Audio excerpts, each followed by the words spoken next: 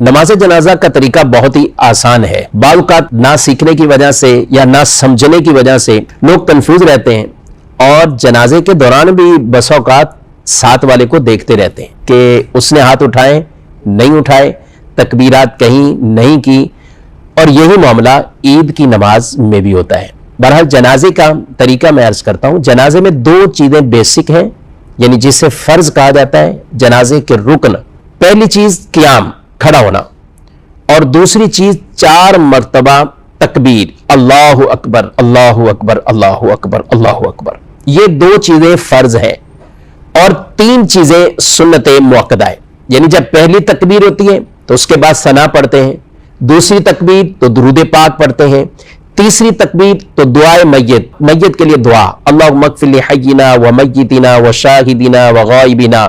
और अगर नाबालिग बच्चे का है तो उसकी दुआ, अगर नाबालिग बच्ची है तो उसकी जो दुआ अलग से बयान की गई। तो बेसिक जो जनाजे के अंदर चीजें हैं, एक क़ियाम, खड़ा होना, और 4 मर्तबा तकबीर कहना।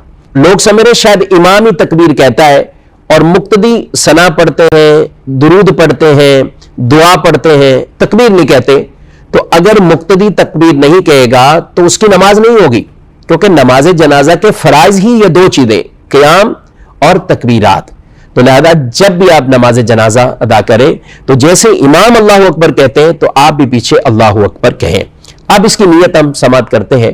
नीयत नमाज जनाजा की 4 तकबीर, नमाज जनाजा फर्ज किफाया पढ़ने वास्ते अल्लाह तबारक व तआला के मुंह खाने काबा शरीफ की तरफ पीछे से इमाम के अल्लाहु अकबर कहते हुए अपने हाथों को बांध लेंगे, लेकिन बीच में किसी भी तकबीर में हाथ नहीं उठाएंगे, तकबीरें कहेंगे।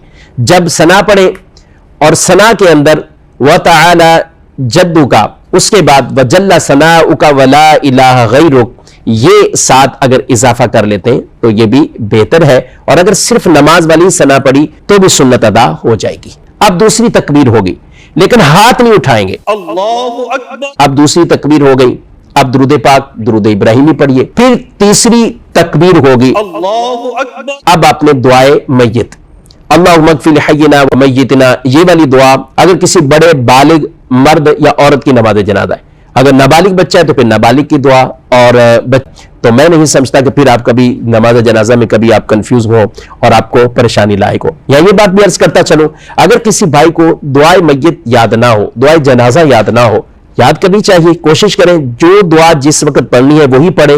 लेकिन अगर दुआ याद नहीं है तो आप कोई सी भी दुआए मासूरा, कुरान या हदीस के अंदर जो दुआएं मनकूल है तो आप वो दुआ पढ़ सकते हैं। यानी रब्बना आतिना फिद दुनिया हसना, ये वाली दुआ, रब्बना इग़फ़िर ली वलिवालिदैया वलिल मुमिनीना यौम यक़ूमुल हिसाब, ये वाली दुआ। और इसी तरह सूरह फातिहा भी दुआ की नीयत से पढ़ सकते हैं, कुरान की नीयत से पढ़ने की इजाजत नहीं है।